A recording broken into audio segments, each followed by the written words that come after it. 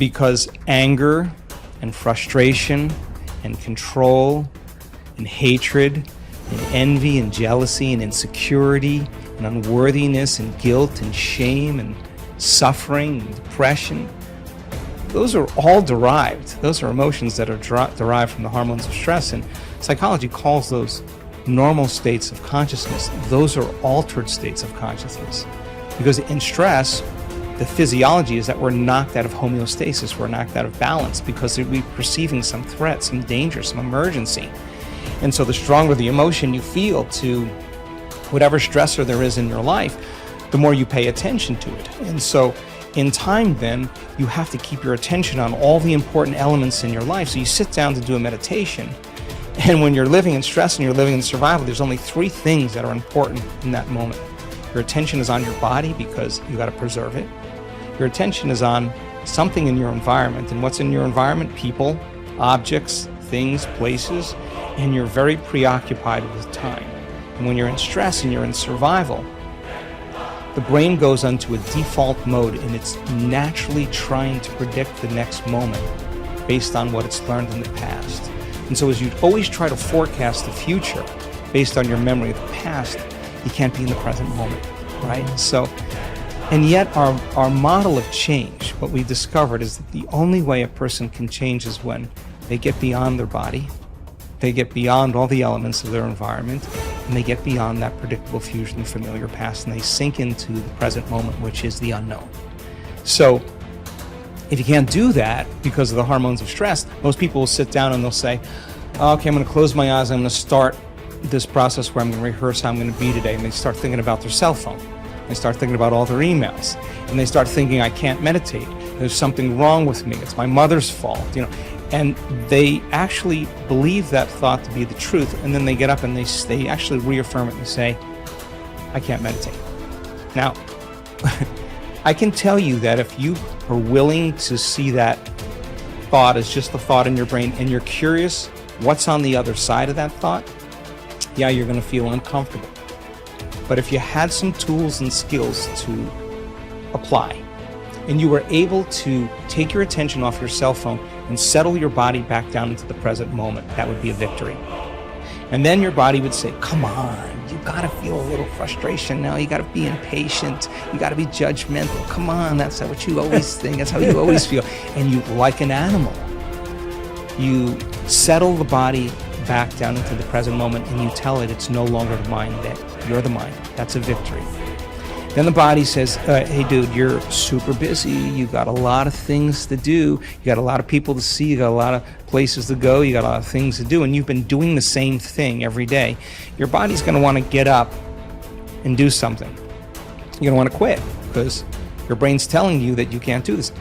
If you had the awareness to settle the body back down into the present moment, you would be executing a will that's greater than the program, because most people lose their free will to those programs, and it's that tedium in the beginning that is an uncompromising will, where you keep training the animal to stay, to take all of its attention off the environment, to get beyond all the cravings, the feelings, the habits of the body, the drives of the body, and catch yourself defaulting to that predictable future, bringing the body back into the present moment, siphoning energy back, your attention into the past based on those familiar emotions of the past. We've discovered that if you're willing to do that for just a few days, you could actually liberate an enormous amount of energy from your body. You go from particle to wave, from matter to energy, and you're literally transmuting those limited emotions into elevated emotions, and something really beautiful happens if you're willing to fire the crucible and sit through that long enough.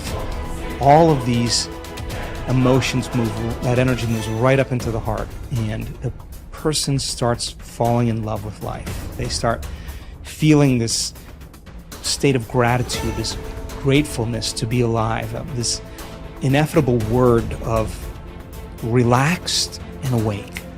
And something really magical happens when we've discovered this little simple thing. When that energy makes it to the heart, there's only one place it wants to go, and it goes straight to the brain. So the person starts relaxing into their heart when they feel this feeling, and the more they relax into the heart, the more their brain all of a sudden starts becoming aroused.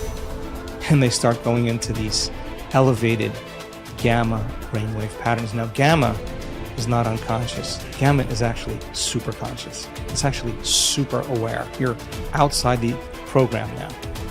So when that occurs and the brain goes into gamma brainwave patterns, what we discovered is it's not a little gamma. It's not a lot of gamma. It's not a whole lot of gamma. It's a supernatural amount of gamma. And we start seeing these brainwaves where we see theta start carrying alpha, and alpha starts resonating with beta, and beta starts creating high beta, and high beta starts creating gamma. And you see these standing waves of brain coherence happening, and the person feels so amazing that they don't want the moment to end. A day that never came, but has managed to spoil every game. One day that takes all the blame, the basis of all fear and shame. Cripples the blossoming of the life's flame, a spoiler that makes life a dream. Traps the limitless in a limited scene. One day that takes all the blame, the basis of all fear and shame. Cripples the blossoming of life's flame, a spoiler that makes life a dream. Traps the limitless in a limited scene, a day that never comes but the world it ruled. Tomorrow never happened to anybody, but the idea of tomorrow has robbed people. A huge mass of people of their life, just the idea. Nobody ever touched a tomorrow in their life.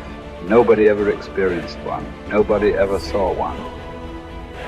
Just the idea completely robs people of everything that could be life. You can only behold now. You can never behold tomorrow. Not because it's out of reach, because it doesn't exist. You can only imagine tomorrow. You will never behold tomorrow. Never, ever. But still, for most human beings, it is this, an idea. An idea whose time will never come.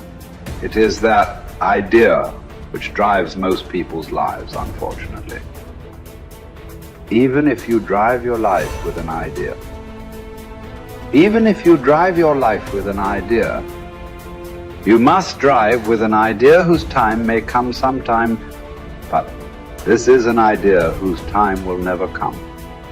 But it still drives people. It still drives most lives on the planet. That is why most lives on this planet are not lives. They're just a bunch of thoughts, emotions, ideas, prejudices. Most lives are not a reality. They're just a psychological. They're just a psychological existence. They're just a dream, because reality happens now. Reality happens here. In your mind, only a dream can happen. And life and death will happen today. Dream is about tomorrow. It's better to dream of something that will come true. Tomorrow is a dream that will never come true. So, what you refer to as spiritual process, it's about knowing life. You can know life only today. You can know life only now. This is the moment. I'm not trying to give you a teaching. When I say this is the moment, oh, he said, this is the moment. It's not about that. This moment is not an idea. It is the only reality. This moment is not a teaching. It is the only living thing. It is the only living thing in the existence is right now, nothing else. So don't try to understand it. Don't try to digest it. You just have to behold it in all its entirety. Start with the rain, good way to begin. See how to address the larger issues of my life. There are no large issues in your life. What is the large issue that you're talking about? It is just about what job to take, which girl to marry, where to go for vacation, whether to get married or not get married, you know. These are the things, isn't it? These are not large issues. These are little things in your life. Yes. Oh, is it just a small thing whom I get married to? I'm not saying it's a small thing, but as an issue, it's a small issue. Little issue as a consequence to your life. Yes, it has many things. But this is something that human beings have done for millions of years. We have enough experience on these things, isn't it? We know that whatever job we take, whoever we marry, it is just the way we make out of it. Every experience of life, you can make it an enriching experience. Every experience in your life, you can make a curse out of it. See, there is nothing wrong in your job, whatever job you're doing. There's nothing wrong getting this job. There's nothing wrong in losing this job. There is nothing wrong in getting married. There's nothing wrong in getting divorced. There is nothing wrong in not getting married. There is nothing wrong in anything. There is nothing wrong in this or that, but it is just that you make misery out of it. That's wrong. You do this, you make misery out of it. If you do that, you make misery out of it. That's what is wrong with you. So you got married. Is it wrong? That's not the point. There's nothing wrong with it. You did not get married. Is it wrong? No, there's nothing wrong with it. That's wonderful too. You got divorced. Is it wrong? No, that's also wonderful. It is just that you make misery out of everything. That's what is wrong. You just address that one issue, everything will be settled. That's what we are looking at. How not to make misery out of everything. If this one thing is settled, everything is settled, isn't it? Yes. If you know how to walk through this world joyfully, through marriage and divorce and celibacy and everything, if you know how to walk through this joyfully, what is the problem? Whatever you do is beautiful, isn't it? If you don't even know how to be happy, don't have such goals as realization. They are very far away from you. Happiness is not just a state of mind, it is just the basis of the quality of life that you live here. Is it such a small thing, happiness? Oh, it's just a state of mind, is it a small thing? So, biggest issue, isn't it? If you are capable of going through this world joyfully, then you could talk about going beyond.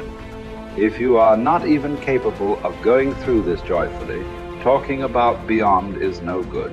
There is no way. I'm telling you, there is simply no way. For a person who is constantly creating inner battles all the time, how will he deal with the bondages of life? How will he transcend that? There's no question. It doesn't arise in your life. So first thing is working towards to be a blissful human being. If that happens, the rest becomes very simple. Because a blissful human being, once your happiness is not at stake, anything that's needed you will do, isn't it?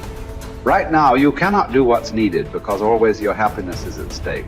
You are thinking which is the right thing to do, which is the right thing to do. There is no right thing to do in your life. There is no wrong thing to do in your life. If you know how not to make misery out of everything that you do, whatever you are doing is the right thing. If you are making misery out of everything that you do, everything that you do is a wrong thing. So that's the only issue you have to look at. Others are all petty things. What does it matter which way you do it?